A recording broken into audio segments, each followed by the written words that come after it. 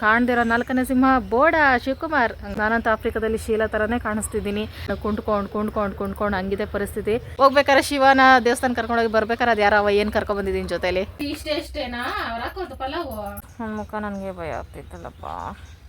ನಮ್ಮಲ್ಲಿರೋ ದುರಹಂಕಾರ ಅಹಂಕಾರ ಎಲ್ಲ ಕಮ್ಮಿ ಆಗ್ಬೇಕಂದ್ರೆ ದೇವಸ್ಥಾನಕ್ಕೆ ಹೋಗ್ಬೇಕು ಫ್ರೆಂಡ್ಸ್. ತಿನ್ಬಿಟ್ಟು ಹಿಂದೆ ಎಲೆ ಹಾಕೋಣ ಅಂತ ಟರ್ನಿಂಗ್ ಕೊಟ್ರೆ ಒಂದು ರಾಶಿ ಕಸ ಫ್ರೆಂಡ್ಸ್. ಇರೋದೇ ಬ್ಲಾಕು, ಇನ್ನೂ ಬ್ಲಾಕ್ ಆಗಿಬಿಟ್ಟೆ ನಾನು. ಒಂದು ವಾರ ಆಗಿತ್ತಲ್ಲ ನಮ್ಮ ಮನೆ ಊಟ ತಿಂದು. ಹೊಸ ಮಾಪು ಇನ್ನೊಂದು ವರ್ಷ ಇದರಲ್ಲೇ ಬಾಳ್ಬೇಕು ನಾನು. ಎಲ್ಲ ಮಿಕ್ಸ್ ಮಾಡಬೇಕು ಫ್ರೆಂಡ್ಸ್ ಈ ತಿಂಡಿಗಳೆಲ್ಲ. Hi friends, welcome back to my channel. ಎಲ್ಲರೂ ಹೇಗಿದ್ದೀರಿ? ತುಂಬ ದಿನ ಆಯಿತು ನಿಮ್ಮನ್ನು ಮಾತಾಡಿಸಿ. ನಾವು ಸುಮಾರಾಗಿದ್ದೀವಿ, ಯಾಕೆಂದರೆ ನಡ್ಕೊಂಡು ಹೋಗಿ ಬಂದಿದ್ದಲ್ಲ 4 ದಿನ ಬಿಸಿಲಲ್ಲಿ ಜರ್ನಿ. ಎಲ್ಲ ಮುಖ ನೋಡ್ತಿದ್ದೀರಾ, ಎಲ್ಲ ಸುಟ್ಟೋಗ್ಬಿಟ್ಟಿದೆ ನನಗೆ. ನೋಡಿ ಇಲ್ಲೆಲ್ಲ ಸುಟ್ಟೋಗಿರೋದು ಮುಖ ಬಿಸಿಲಿಗೆ.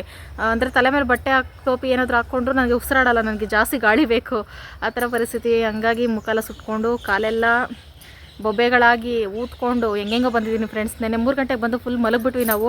ಜ್ವರನೇ ಬಂದ್ಬಿಟ್ಟಿತ್ತು ಇಬ್ಬರಿಗೂ. ಎದ್ದು ಊಟ ಬೇರೆ ಇರಲಿಲ್ಲ, ಏನಿಲ್ಲ, ಹೋಟ್ಲಿಗೆ ಹೋಗಿ ಊಟ ತೊಗೊಬರೋಷ್ಟು ಶಕ್ತಿ ಇರಲಿಲ್ಲ. ಮಲಗಿಬಿಟ್ಟು ರಾತ್ರಿ ಫ್ರೆಂಡ್ಸ್. ಶಿವಕುಮಾರ್ ಏನಿಲ್ಲ, ನೀವು ಹುಲಿನ ನ್ಯಾಯಕ್ಕೆ ನೀತಿಗೆ ಧರ್ಮಕ್ಕೆ 3 ಸಿಂಹಗಳಾಗ್ತಾರೆ. ಕಾಣ್ದಿರೋ 4ನೇ ಸಿಂಹ ಬೋಡ ಶಿವಕುಮಾರ್ ಹಂಗನ್ಬಾರ್ದು ಫ್ರೆಂಡ್ಸ್. ತುಂಬ ವರ್ಷಗಳ ಹಿಂದೆ ಹೇಳಿದೆ ನಾನು ಶಿವಾಗೆ, ದೇವ್ರಿಗೆ ಮುಡಿ ಕೊಡ್ತೀನಿ ಅಂತ ಅರ್ಕೆ ಮಾಡ್ಕೊ ಒಳ್ಳೇದಾಗ್ತೈತೆ ಅಂತ ಹೇಳಿದ್ರೆ ನಾನು ತಲೆ ಕುಲುಕ್ಕೊಡೋ ಸೀನೆ ಇಲ್ಲ ಅಂತ ಈ ಥರ ಎಲ್ಲ ಸ್ಟೈಲೆಲ್ಲ ಮಾಡ್ತಿತ್ತು. ನೆನ್ನೆ ಅದೇನು ಬುದ್ಧಿ ಬಂತ ಗೊತ್ತಿಲ್ಲ. ನೆನ್ನೆ ಎಲ್ಲ ಒಂದು ವಾರದಿಂದ ದೇವ್ರಿಗೆ ಹೋದ್ಮೇಲೆ ತಾನೇನೆ ಇಲ್ಲ ಮುಡಿ ಕೊಟ್ಟು ಅರ್ಕೆ ಮಾಡ್ಕೊಳ್ತೀನಿ ಅಂದ್ಬಿಟ್ಟು ಅರ್ಕೆ ಮಾಡ್ಕೊಂಡು ಮುಡಿ ಕೊಡಬೇಕು, ಇಲ್ಲ ಮುಡಿ ಕೊಡ್ತೀನಿ ಅಂದ್ಬಿಟ್ಟು ಶಿವನೇ ಹೋಗಿ ಮುಡಿ ಕೊಟ್ಬಿಟ್ಟು ಬಂತು. ಫಸ್ಟ್ ಟೈಮ್ ಫ್ರೆಂಡ್ಸ್, ಚಿಕ್ಕ ವಯಸ್ಸಲ್ಲಿ ಮುಡಿ ಕೊಟ್ಟಿದ್ದಂತೆ ಆ ದೇವ್ರಿಗೆ.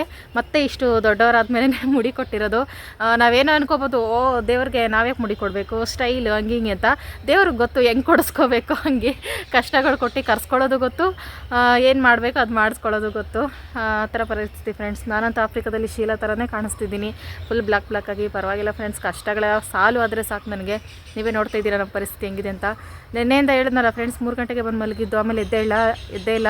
9 ಗಂಟೆಲಿ ಇಬ್ರಿಗೂ ಫುಲ್ ಜ್ವರ ಎಲ್ಲ ಜಾಸ್ತಿ ಆದಮೇಲೆ ಹೆಂಗೋ ತಳ್ಕೊಂಡು ಬಿದ್ದು ಎದ್ದು ಆಸ್ಪತ್ರೆ ತನಕ ಹೋಗಿ ಇಂಜೆಕ್ಷನು ಮಾತ್ರೆಗಳೆಲ್ಲ ತೊಗೊಂಡು ಬಂದ್ವಿ.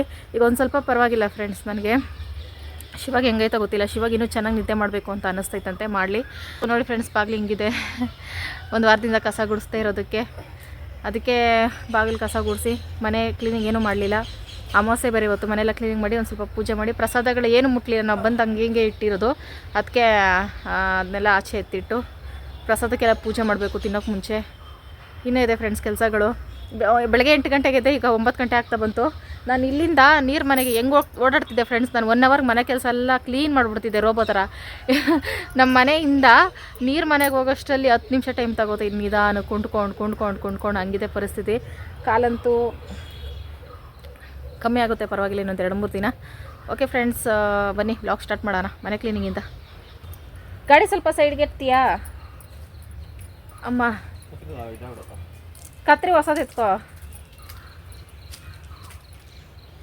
ನೀವು ಕಂಡಿಡಿಯೋಕ್ಕೆ ಆಗಲ್ಲ ಫ್ರೆಂಡ್ಸ್. ತುಂಬ ಜನ ಗಂಡು ಮಕ್ಕಳು ಅಲ್ಲೆಲ್ಲಿ ವೀಡಿಯೋದಲ್ಲಿ ನೋಡ್ತಿದ್ನಲ್ಲ ಫ್ರೆಂಡ್ಸ್, ಅವರು ಗುಂಡೋಡ್ಸ್ಕೊಂಡಾಗ ಎಲ್ಲ ಚಿಕ್ಕ ಮಕ್ಳ ಥರ ಫೇಸ್ ಕಟ್ ಕಾಣಿಸ್ತಾ ಇತ್ತು. ನಾನು ಶಿವ ಸೂಪರಾಗಿ ಕಾಣಿಸ್ತಿದ್ದೆ ಅಂತೆಲ್ಲ ಇಮ್ಯಾಜಿನ್ ಮಾಡ್ಕೊಂಡಿದ್ರೆ ಬಂದ ತಕ್ಷಣ ಶಾಕು ನನಗೆ. ಯಾರಿಯಪ್ಪ ನನ್ನ ಗಂಡ ಹೋಗಿ ಬೇರೆ ಯಾರೋ ವಿಲನ್ ಬಂದವರಲ್ಲ ಅಂತ. ನೋಡಿ ಫ್ರೆಂಡ್ಸ್, ಹೋಗ್ಬೇಕಾರೆ ಶಿವನ ದೇವಸ್ಥಾನ ಕರ್ಕೊಂಡೋಗಿ ಬರ್ಬೇಕಾರೆ ಅದು ಯಾರೋ ಏನು ಕರ್ಕೊಬಂದಿದ್ದೀನಿ ಜೊತೆಲಿ ಫ್ರೆಂಡ್ಸ್. ನಾವು ಈ ಎಕ್ಸ್ಪೀರಿಯೆನ್ಸು ಶಿವ ಹೇಳ್ತಿತ್ತು ಹೆಂಗಿತ್ತು ಅಂತ, ಅದು ನೆಕ್ಸ್ಟ್ ವೀಡಿಯೋದಲ್ಲಿ ಮಾಡ್ತೀನಿ ನಮ್ಮದು ಜರ್ನಿ ಬಗ್ಗೆ. ಹೇಳು ಫ್ರೆಂಡ್ಸ್, ತುಂಬ ದಿನ ಆಯ್ತು ನಮ್ಮ ಫ್ರೆಂಡ್ಸ್ ಮಾತಾಡಿಸಿ.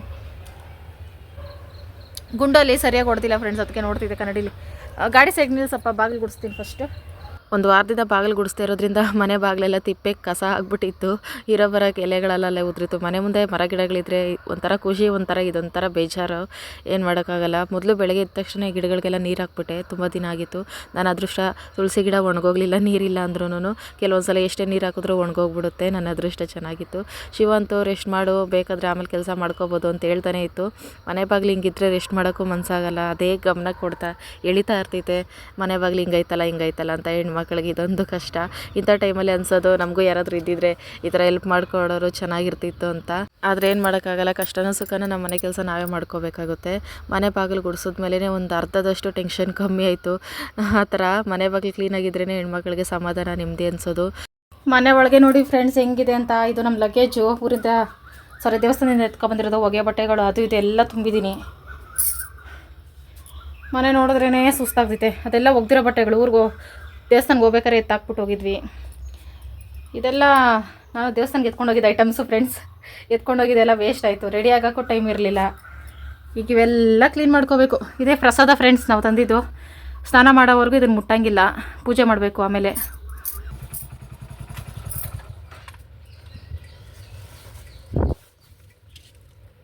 ಟಿಫನ್ ಬಂತು, ಊಟ ಮಾಡಬೇಕು ಫ್ರೆಂಡ್ಸ್. ಮನೇಲೆ ಟಿಫನ್ ಮಾಡ್ಕೊಳ್ಳೋಣ ಅಂದ್ಕೊಂಡೆ, ಆಗ್ತಾಯಿಲ್ಲ. ಮಾತ್ರ ನುಂಗಿರೋದು ರಾತ್ರಿ, ಇವಾಗ ಫುಲ್ ಸುಸ್ತಾಗ್ತದೆ. ಅದಕ್ಕೆ ಟಿಫನ್ ತರಿಸಿದ್ದು. ಇಬ್ಬರು ಸೇರಿ ಒಂದು ಪ್ಲೇಟ್ ತಿಂದು ಅಡ್ಜಸ್ಟ್ ಮಾಡಿಕೊಂಡು ಆಮೇಲೆ ಕೆಲಸ ಸ್ಟಾರ್ಟ್ ಮಾಡ್ತೀನಿ. ಪಲಾವ್ ತಂದ ಏನಪ್ಪಿ ಇಷ್ಟೇನಾ ಅವ್ರು ಹಾಕೋದು ಪಲಾವು? ಒಂದು ಪಲಾವ್, ಒಂದು ವಡೆ, ಒಂದು ಚಟ್ನಿ, ಒಂದು ಮೊಸರು ಬಜ್ಜಿ. ಅನ್ನ ಸಾಂಬಾರು ಸಿಗಲ್ಲ ಇಷ್ಟೊತ್ತಿಗೆ. ಅನ್ನ ತಿಂದು ತಿಂದು ತಿಂದು ಬಾಯೆಲ್ಲ ಕೆಟ್ಟೋಗೈತೆ ಫ್ರೆಂಡ್ಸ್. ಯಾವಾಗ ಮುದ್ದೆ ಚಟ್ನಿ ಮಾಡಿ ತಿಂತೀವಿ ಅನಿಸ್ಬಿಟ್ಟೈತೆ ನನಗೆ.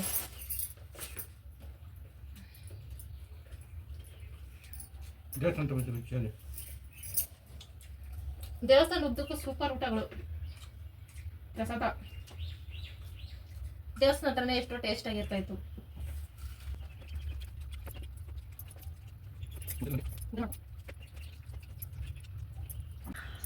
ಹಾಯ್ ಫ್ರೆಂಡ್ಸ್, ಟಿಫನ್ ಮಾಡಿಬಿಟ್ಟು ಮನೆ ಕ್ಲೀನ್ ಮಾಡೋಳು ಏನು ಮಲಗಿದಾಳೆ ಅಂದ್ಕೊಳ್ತಾ ಇದ್ದೀರಾ? ಆಗ್ತಾಯಿಲ್ಲ ಫ್ರೆಂಡ್ಸ್. ತಿಂದ ತಕ್ಷಣ ನಿದ್ದೆ ಬರ್ತೈತೆ. ಇನ್ನೂ ಸ್ವಲ್ಪ ಕೈ ಕಾಲು ನೋವು ಜಾಸ್ತಿ ಇದೆಯಲ್ಲ, ಅದಕ್ಕೆ ನಿದ್ದೆ ಬರ್ತಾನೇ ಇದೆ. ನೀವೇನು ಅನ್ಕೋಬೇಡಿ, ಮೊದಲೆಲ್ಲ ಶಾರ್ಟ್ ಟೈಮ್ ಮೆಮೊರಿ ಲಾಸ್ ಇತ್ತು, ಈಗ ಫುಲ್ ಮೆಮೊರಿ ಲಾಸ ಅಂತ ಅನ್ಕೋಬೇಡಿ. ಹಂಗಿದೆ ಫ್ರೆಂಡ್ಸ್. ನನ್ನ ಮುಖ ನನಗೆ ಭಯ ಆಗ್ತಿತ್ತಲ್ಲಪ್ಪ. ಅದು ಯಾಕೆ ಆಚೆ ಮಲಗಿದ್ದೀನಿ ಅಂದರೆ ಫ್ರೆಂಡ್ಸ್, ಒಂದು ವಾರದಿಂದ ಕಾಡೊಳಗಡೆ, ಮರದ ಕೆಳಗಡೆ, ಫುಟ್ಪಾತಲ್ಲಿ, ದೇವಸ್ಥಾನದ ಹತ್ರ ಅಲ್ಲಿ ಇಲ್ಲಿ ನೆಲದ ಮೇಲೆ ಚಾಪೆ ಹಾಕ್ಕೊಂಡು ಮಲಗಿ ಮಲಗಿ ಮಲಗಿ ಅಭ್ಯಾಸ ಆಗ್ಬಿಟ್ಟು ಬೆಡ್ ಮೇಲೆ ಮಲಗೋಕ್ಕೆ ಇಷ್ಟ ಆಗ್ತಾಯಿಲ್ಲ. ಒಂಥರ ನಿದ್ದೆನೇ ಬರ್ತಾಯಿಲ್ಲ, ಒಂಥರ ಸೆಕೆ. ಕಾಡೊಳಗಡೆ ಈ ಥರ ಪಕ್ಷಿಗಳ ಸೌಂಡು, ನೆಲದ ಮೇಲೆ ಎಷ್ಟು ಚೆನ್ನಾಗಿ ನಿದ್ದೆ ಬರ್ತಿತ್ತು. ಅದಕ್ಕೆ ಆಚೆನೇ ಮಲಗ್ಬಿಟ್ಟೆ. ಶಿವ ಬೈತೈತೆ, ಅಮಾವಾಸ್ಯೆ ಆಚೆ ಮಲಗಬೇಡ ಅಂತ. ದೇವರಿದ್ದಾನೆ ಅಂದ್ಕೊಂಡು ಮಲಗಿದ್ದೀನಿ. ಈಗ ಸ್ಟಾರ್ಟ್ ಮಾಡ್ತೀನಿ ಫ್ರೆಂಡ್ಸ್. ಬಿಸಿಲು ಜಾಸ್ತಿ ಆಯಿತು. 12 ಗಂಟೆ ಆಯಿತು. 9:30ಗೆ ತಿನ್ಬಿಟ್ಟು ಮಲಗಿದ್ದು 12 ಗಂಟೆಗೆ ಎದ್ದಿದ್ದೀನಿ. ಮಾಡ್ಕೊಳ್ತೀನಿ ಫ್ರೆಂಡ್ಸ್ ನಿಧಾನಕ್ಕೆ. ಎಲ್ಲಿ ಹೋಗ್ಬೇಕು ಅಲ್ವಾ? ದೇವಸ್ಥಾನಕ್ಕೆ ಹೋಗ್ಬೇಕು ಫ್ರೆಂಡ್ಸ್. ಸಂಜೆ ನಿದ್ದೆ ಸಕ್ಕದಾಗಿ ಬರ್ತಿದೆ ಫ್ರೆಂಡ್ಸ್. ನಾನು ಆಗಲೇ ಫುಟ್ಪಾತಲ್ಲೂ ಮಲಗಿ ಅಂತ ಹೇಳಿದ್ನಲ್ಲ, ಅದು ಹೆಂಗಂದರೆ ಫ್ರೆಂಡ್ಸ್, ತುಂಬ ಸುಸ್ತಾಗಿರ್ತಿತ್ತಾ ನಡ್ಕೊಂಡು. ನಾವು ರಾತ್ರಿ ನಡೆದು ಜರ್ನಿ ಮಾಡಿ 9 ಗಂಟೆಗೆ ಹೋಗ್ತಿದ್ವಾ. ಎಲ್ಲೂ ಜಾಗನೇ ಸಿಗ್ತಾಯಿಲ್ಲ. ದಾರಿ ಉದ್ದಕ್ಕೂ ಮಲಗಿರ್ತಾಯಿದ್ರು. ಇನ್ನೊಂದು ಏನು ಅಂದರೆ, ಎಲ್ಲಿ ಸ್ವಲ್ಪ ಜಾಗ ಸಿಕ್ಕಿದ್ರು ಅಲ್ಲೇ ಮಲಗಿರ್ತಿದ್ರಲ್ಲ. ನನಗನ್ನಿಸ್ತಿತ್ತು, ದೇವಸ್ಥಾನಕ್ಕೆ ಬಂದರೆ ಮಾತ್ರ ಜನಗಳಿಗೆ ದುರಹಂಕಾರ, ಅಹಂಕಾರ ಏನೂ ಇರೋಲ್ಲ. ನಮ್ಮಲ್ಲಿರೋ ದುರಹಂಕಾರ, ಅಹಂಕಾರ ಎಲ್ಲ ಕಮ್ಮಿ ಆಗಬೇಕಂದ್ರೆ ದೇವಸ್ಥಾನಕ್ಕೆ ಹೋಗ್ಬೇಕು ಫ್ರೆಂಡ್ಸ್. ಎಲ್ಲಿ ಸ್ವಲ್ಪ ಜಾಗ ಸಿಕ್ಕಿದ್ರು ಸಾಕಪ್ಪ ಅಂತ ಅಷ್ಟು ಸುಸ್ತಾಗ್ಬಿಡ್ತಿತ್ತು. ಮತ್ತು ಅಸಹ್ಯ ಅನ್ನಿಸ್ತಾ ಇರಲಿಲ್ಲ, ಏನೂ ಇಲ್ಲ. ಮಲಗೋವಾಗ ಆರಾಮ ಅನ್ನಿಸ್ತಾ ಇತ್ತು. ದೇವ್ರ ಮೇಲೆ ಭಕ್ತಿಯಿಂದ ಹೋದ್ರಂಗೆ ಫ್ರೆಂಡ್ಸ್. ನಾನಂತೂ ಎಲ್ಲಿ ಜಾಗ ಸಿಕ್ಕರು ಒಂದು ಸಲ ಅಂತೂ ಫ್ರೆಂಡ್ಸ್, 3ನೇ ದಿನ ಜರ್ನಿಲಿ ಸಂಜೆ 9 ಗಂಟೆ ಆಗಿತ್ತು. ಫುಲ್ ಹೊಟ್ಟೆ ಹಸಿತಾ ಇತ್ತು. ನನ್ನ ಕೈಲಿ ನಡೆಯೋಕ್ಕೆ ಆಗ್ತಾಯಿಲ್ಲ. ಕಾಲು ಬೇರೆ ಆಲ್ರೆಡಿ ಜಾಸ್ತಿ ಕಾಲು ತುಂಬ ಬೊಬ್ಬೆಗಳಾಗ್ಬಿಟ್ಟಿದ್ವು. ಅಜ್ಜ ಊರದೇ ಇರೋಷ್ಟು ಹೊಟ್ಟೆ ಹಸಿ. ಒಂದು ಕಡೆ ಅದೊಂದು ಕಡೆ ಇದೊಂದು ಕಡೆ. ನನ್ನ ಕೈಲಿ ಆಗೋದೇ ಇಲ್ಲ ಅಂತ ಒಂದು ಕಡೆ ಕುತ್ಕೊಬಿಟ್ನಾ. ನಾನು ನೋಡಲೇ ಇಲ್ಲ. ತಿಂದಿರೋ ಎಲೆಗಳೆಲ್ಲ ಹಾಕಿರ್ತಾರಲ್ಲ ಫ್ರೆಂಡ್ಸ್, ಅದ್ರ ಪಕ್ಕದಲ್ಲಿ ಕೂತಿದ್ದೀನಿ. ಎಲ್ಲ ಏನೋ ಸ್ವಲ್ಪ ಮಿಸ್ ಹೊಡಿತಾ ಇತ್ತು. ಹೋಗೋರೆಲ್ಲ ನೋಡಿಕೊಂಡು ರೋಡ್ ಸೈಡ್ ಹೋಗ್ತಿದ್ರಲ್ಲ, ನಾನು ಅಬ್ಸರ್ವ್ ಮಾಡಲಿಲ್ಲ. ಮೋಸ್ಟ್ಲಿ ಕಾಲೆಲ್ಲ ಹಿಂಗಾಗಿರೋದಕ್ಕೆ ನೋಡ್ಕೊಂಡು ಓಡಾಡ್ತವ್ರೆ. ಏನೋ ಅನ್ನಿಸ್ತಾ ಇರಲಿಲ್ಲ ಫ್ರೆಂಡ್ಸ್. ನಮ್ಮನ್ನು ಜನ ನೋಡ್ತವ್ರೆ ಯಾಕೆ, ಏನೋ ಯೋಚನೆ ಮಾಡೋಷ್ಟು ಶಕ್ತಿ ಇರಲಿಲ್ಲ. ಅಷ್ಟು ಹಂಗಾಗ್ಬಿಟ್ಟಿತ್ತಲ್ಲ. ಆಮೇಲೆ ಶಿವ ಊಟ ತಂದು ಕೊಡ್ತೀವಿ, ಬೇಡ ಕುತ್ಕೋಬೇಡ ಅಂತ ಇತ್ತು. ಯಾಕೆಂತ ಶಿವನೂ ಹೇಳಲಿಲ್ಲ. ಆಮೇಲೆ ಇಲ್ಲ ನನ್ನ ಕೈಲಿ ನಡೆಯೋಕ್ಕೆ ಆಗ್ತಿಲ್ಲ ಅಂತ ಕೂತ್ಕೊಂಡೆ. ಆಮೇಲೆ ಊಟ ಎಲ್ಲ ನಾನು ತಂದು ಕೊಡ್ತಾರೆ, ಪ್ರಸಾದ ಎಲ್ಲ ತಿಂದ್ಬಿಟ್ಟು ಹಿಂದೆ ಎಲೆ ಹಾಕೋಣ ಅಂತ ಟರ್ನಿಂಗ್ ಕೊಟ್ಟರೆ ಒಂದು ರಾಶಿ ಕಸ, ತಿಂದಿರೋ ಎಲೆಗಳು. ನಗು ಬಂತೋ ಇಲ್ಲ ನನಗೆ. ಇದಕ್ಕೆ ಜನ ಇಷ್ಟೊತ್ತು ನನ್ನ ನೋಡ್ಕೊಂಡು ಓಡಾಡ್ತಾ ಇದ್ರಾ ಅಂತ. ಹಿಂಗಿದ್ದೀನಲ್ಲ ಫ್ರೆಂಡ್ಸ್. ಆಮೇಲೆ ಮನೆ ಕೆಲಸ ಸ್ಟಾರ್ಟ್ ಮಾಡ್ತೀನಿ. ಈಗ ಒಂದು ಸಿಂಪಲಾಗಿ ಒಂದು ಲೈವ್ ಮಾಡ್ಕೊಬರೋಣ ಫ್ರೆಂಡ್ಸ್. ಯಾಕೋ ಇವತ್ತು ವೀಡಿಯೋ ಅಪ್ಲೋಡ್ ಮಾಡೋಕ್ಕಾಗಲ್ಲ ಅನ್ನಿಸ್ತಿದೆ ನಾನಿರೋ ಪರಿಸ್ಥಿತಿ ಫ್ರೆಂಡ್ಸ್. ಇರೋದೇ ಬ್ಲಾಕು, ಇನ್ನೂ ಬ್ಲಾಕ್ ಆಗಿಬಿಟ್ಟೆ ನಾನು. ಶಿವ ಕಲರ್ ಆಗಿಬಿಟ್ಟೆ.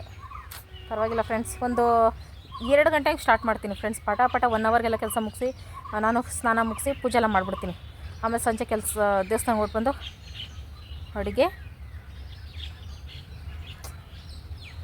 ಓಕೆ ಫ್ರೆಂಡ್ಸ್, ಈಗ ಬಿಸಿಲಾಯ್ತಲ್ಲ ಹೆಂಗಿದ್ರು ನಿಧಾನಕ್ಕೆ ಅಡುಗೆನೇ ಮಾಡ್ಕೊತೀನಿ, ಆಮೇಲೆ ಮನೆ ಕೆಲಸ ಸ್ಟಾರ್ಟ್ ಮಾಡ್ತೀನಿ.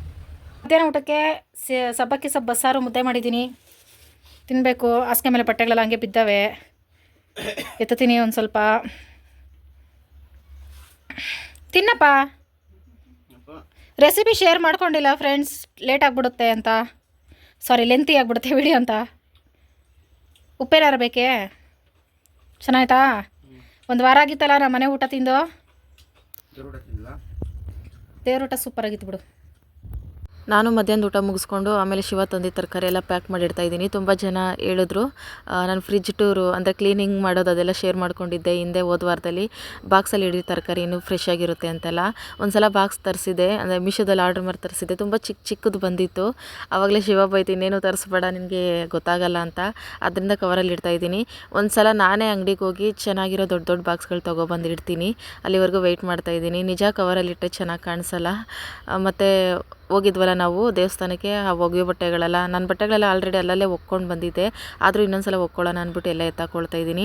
ಈ ಬ್ಯಾಗ್ ಒಗೆಯೋಷ್ಟರಲ್ಲಿ ಏನಾಗಿರ್ತೀನೋ ಏನೋ, ಒಂದು ವಾರ ಅಲ್ಲಿ ಇಲ್ಲಿ ಎಳ್ಕೊಂಡು ಓಡಾಡಿದ್ದಾಯಿತು, ಒಳ್ಳೆ ಮಕ್ಕಳನ್ನ ಎಳ್ಕೊಂಡು ಓಡಾಡ್ದಂಗೆ. ಹೊಸ ಮಾಪ್ ಬಂತು ಫ್ರೆಂಡ್ಸ್ ನಮ್ಮ ಮನೆಗೆ.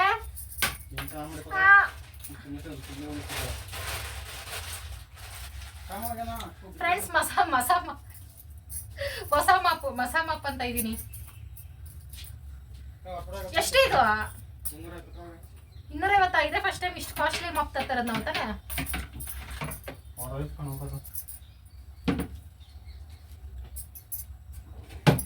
ವೈಟ್ ತರಬಾರ್ದಾಗಿತ್ತು, ಬೇಗ ಗಲೀಜಾಗ್ಬಿಡ್ತೈತೆ. ಅದಕ್ಕೆಲ್ಲ ಮೂಗೊಳಗೋಗ್ತೈತೆ ಫ್ರೆಂಡ್ಸ್. ಮನೆ ವರ್ಷಕ್ಕೆ ಮಾಪ್ ಇರಲಿಲ್ಲ, ಮಾಪ್ ತರಿಸ್ದೆ. ಇನ್ನೊಂದು ವರ್ಷ ಇದರಲ್ಲೇ ಬಾಳ್ಬೇಕು ನಾನು. ಒಗ್ದಿರೋ ಬಟ್ಟೆಗಳೆಲ್ಲ ಮಡ್ಚಿಟ್ಕೊಳ್ತಾ ಇದ್ದೀನಿ. ಹಾಸಿಗೆ ಮೇಲೇ ಇತ್ತು, ರಾತ್ರಿ ಎಲ್ಲ ಮಲಗಬೇಕಾದ್ರೂ ಬೇಜಾರಾಗ್ತಾಯಿತ್ತು. ಇಷ್ಟೆಲ್ಲ ಕೆಲಸ ಇದ್ರೂ ನನ್ನ ಕೈಲಿ ಮಾಡ್ಕೊಳಕ್ಕಾಗ್ತಾ ಇರಲಿಲ್ವಲ್ಲ ಅಂತ ಪರಿಸ್ಥಿತಿ. ಏನು ಮಾಡೋಕ್ಕಾಗಲ್ಲ. ತುಂಬ ಜನ ಫ್ರೆಂಡ್ಸ್ ಹೇಳಿದ್ರು ಉಲ್ಟಾ ಬಟ್ಟೆ ಮಡ್ಚಿರಬಾರ್ದು ಅಂತ, ಅದನ್ನು ಸಹ ನಾನು ಚೇಂಜ್ ಮಾಡ್ಕೊಂಡಿದ್ದೀನಿ. ನೆಕ್ಸ್ಟು ಮನೆ ಒರೆಸ್ಕೊಳಕ್ಕೆ ಹೋದೆ. ಹೊಸ ಮಪ್ಪಲ್ಲಿ ಬೇಗ ಮನೆ ಒರೆಸೋಕ್ಕಾಯಿತು. ಒಂದು ಹಳೆ ಮಪ್ಪಲ್ಲಿ ಒಂದು 30 ನಿಮಿಷ ಬೇಕಾಗಿತ್ತು ಮನೆ ಒರೆಸೋಕ್ಕೆ. ಇದರಲ್ಲಿ ಬರೀ 10-15 ನಿಮಿಷದಲ್ಲೇ ಮನೆ ಒರೆಸ್ಕೊಂಡ್ಬಿಟ್ಟೆ. ತುಂಬ ಚೆನ್ನಾಗಿತ್ತು ಹೊಸ ಮಪ್ಪು. ಅದೇನು ಅಂತಾರಲ್ಲ, ಹೊಸ್ತ್ರಲ್ಲಿ ತುಂಬ ಇಷ್ಟ ಆಗುತ್ತೆ ಅಂತ. ಹಂಗೆ ಒಂದು ವಾರ ಆದಮೇಲೆ ಅದು ಯಾವ ಕಡೆ ಯಾವ ಮೂಲೆಯಲ್ಲಿ ಬಿದ್ದಿರುತ್ತೋ ಗೊತ್ತಿಲ್ಲ, ಮನೆಯೆಲ್ಲ ಒರೆಸ್ಕೊಂಡೆ. ತ್ಯಾವದಲ್ಲಿ ಕಾಲಿಟ್ಟಿರೋದ್ರಿಂದ, ಅದೇ ಮನೆ ಒರೆಸೋ ನೀರಲ್ಲಿ ಕಾಲಿಟ್ಟಿರೋದ್ರಿಂದ ಜಾಸ್ತಿ ಬೊಬ್ಬೆಗಳೆಲ್ಲ ನೋವ್ತಿತ್ತು. ಅದಕ್ಕೆ ಕೂತ್ಕೊಂಡು ಒದ್ದಾಡ್ಕೊಂಡು ಮನೆ ಒರೆಸ್ತಾ ಇದ್ದೀನಿ. ಶಿವನ್ ಕರಿತಾಯಿದೆ, ಪ್ಲೀಸ್ ಒಂದು ಸ್ವಲ್ಪ ಹೆಲ್ಪ್ ಮಾಡ್ಕೊಡ್ಬಾ ಅಂತ. ಶಿವ ನನಗಿಂತ ಸುಸ್ತಾಗ್ಬಿಟ್ಟೈತೆ, ನನ್ನ ಕೈಲಾಗಲ್ಲ, ನೀನೇ ಮಾಡ್ಕೋಬೇಕಾದ್ರೆ ಅಂತೆಲ್ಲ ಹೇಳ್ತಾಯಿತ್ತು. ಕೋಪದಲ್ಲೇ ಮನೆ ಒರೆಸ್ತಾ ಇದ್ದೀನಿ. ಮಾಪು ಅಷ್ಟೇ ತುಂಬಾ ತೂಕ ಇತ್ತು. ಈ ಥರ ತೂಕ ಇರೋ ತಂದರೆ ಜಾಸ್ತಿ ದಿನ ಬಾಳಿಕೆ ಬರುತ್ತೆ. ಫಸ್ಟ್ ಟೈಮ್ ಈ ಥರ ತೂಕ ಇರೋ ತಂದಿರೋದು. ಇನ್ಮೇಲೆ ಮನೆ ಒರೆಸೋಕ್ಕೆ ಏನು ಕಷ್ಟ ಆಗಲ್ಲ ನನಗೆ. ಟಿ ವಿ ನೋಡಿಕೊಂಡು ಶಿವ ಜೊತೆ ಮಾತಾಡ್ಕೊಂಡು ಹೆಂಗೋ ಒದ್ದಾಡ್ಕೊಂಡು ಮನೆ ಒರೆಸ್ಕೊಂಡೆ. ಮನೆ ಒರೆಸೋಷ್ಟೆಲ್ಲ 5 ಗಂಟೆ ಆಗೋಯ್ತು. ಇಬ್ಬರು ಫ್ರೆಶ್ ಆಗಿ ಬಂದು ಶಿವಗೆ ಪೂಜೆ ಮಾಡಕ್ಕೆ ಬಿಟ್ಟಿದ್ದೀನಿ. ಚೇರ್ ಮೇಲೆ ನಿಂತ್ಕೊಳ್ಳೋಕೆ ಹೋಗ್ತಾ ಇರಲಿಲ್ಲ, ಕಾಲು ಜಾಸ್ತಿ ನೋವ್ತಾಯಿತ್ತು. ಬಿದ್ದಿದ್ರೆ ಕಷ್ಟ ಅಂತ ಅಮಾವಾಸ್ಯೆ ಆಗಿದ್ದರಿಂದ ದೇವಸ್ಥಾನ ಮನೇನು ಕ್ಲೀನ್ ಮಾಡಲಿಲ್ಲ. ಮತ್ತು ಪ್ರಸಾದ ತಂದಿದ್ದೆಲ್ಲ ಜೋಡಿಸಿದ್ದೀನಿ ಟೇಬಲ್ ಮೇಲೆ. ಶಿವ ಬೆಳಗಿಂದ ಅದೇ ಶರ್ಟಲ್ಲಿದೆ, ಪೂಜೆ ಮಾಡ್ತಾಯಿದೆ ಅಂತ ಅನ್ಕೋಬೇಡಿ. ಈ ಥರ ಇನ್ನೊಂದು ಶರ್ಟು ತೊಗೊಬಂದಿತ್ತು, ಅದನ್ನು ಹಾಕ್ಕೊಂಡಿದ್ದೆ. ನಾನು ಅದನ್ನೇ ಹೇಳಿದೆ, ನಮ್ಮ ಫ್ರೆಂಡ್ಸ್ ಕನ್ಫ್ಯೂಸ್ ಆಗ್ತಾರೆ ಶರ್ಟ್ ಚೇಂಜ್ ಮಾಡೋದೆ, ಏನಾಗಲ್ಲ ಬಿಡು ಅಂತ. ಪೂಜೆ ಮಾಡೋದ್ರೆ ಕ್ಷುದ್ರ ಪೂಜೆ ಮಾಡೋ ಥರ ಮಾಡ್ತಾಯಿತ್ತು. ಹೆಂಗ ಅವ್ನು ಪೂಜೆ ಮಾಡಿದ್ರೆ ಸಾಕು ಅನಿಸ್ಬಿಟ್ಟಿತ್ತು. 1 ಅವರ್ ಟೈಮ್ ತಗೊಂತು ಹೇಳ್ಕೊಟ್ಟು ಪೂಜೆ ಮಾಡೋಷ್ಟರಲ್ಲಿ.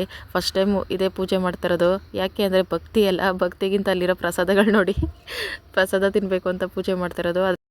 ಫ್ರೆಂಡ್ಸ್ ಸ್ವಲ್ಪ ಪ್ರಸಾದ ಎಲ್ಲ ಹಾಕ್ಕೊಟ್ಟಿದ್ದೀನಿ ಶಿವಾಗೆ. ಲಾಡು ಫ್ರೆಂಡ್ಸ್, ಲಾಡು ಮತ್ತು ಇದು ಕಲ್ಸಕ್ರೆ ಮಿಕ್ಸ್ ಇರೋದು, ಇದು ದೇವಸ್ಥಾನದೊಳಗೇ ತೊಗೊಂಡ್ವಿ. ಇನ್ನು ಮಿಕ್ಕಿದೆಲ್ಲ ಹೊರಗಡೆ ತೊಗೊಂಡಿದ್ದು. ವಿಭೂತಿ ತಿಂದ ಬಟ್ಟೆ ಮೇಲೆಲ್ಲ ಎರಚ್ಕೊಂಡ ಓಡಪ್ಪ. ರಾತ್ರಿ ಊಟಕ್ಕೆ ಬೆಳಗ್ಗೆದೇ ಸಾಂಬಾರಿಗೆ ಅನ್ನ ಮಾಡಿದ್ದೀನಿ ಫ್ರೆಂಡ್ಸ್. ಅಂದರೆ ಮಧ್ಯಾಹ್ನ ಬಸ್ಸಾರು ಮಾಡಿದ್ನಲ್ಲ ಬೆಳಗ್ಗೆ ಅಂತ ಹೇಳ್ತಾ ಇದ್ದೀನಿ, ಅದಕ್ಕೆ ಅನ್ನ ಮಾಡಿದೆ. ಸ್ವಲ್ಪ ಎಲ್ಲ ಸುರಿಸ್ಬಿಟ್ಟಿದ್ದೀನಿ ಪೂಜೆ ಕಡೆ ಗಮನ ಕೊಟ್ಕೊಂಡು. ಪಲ್ಯ ಖಾಲಿ ಆಗೈತೆ, ಸಾಂಬಾರು ಐತೆ, ಇದರಲ್ಲೇ ತಿನ್ಕೋಬೇಕು.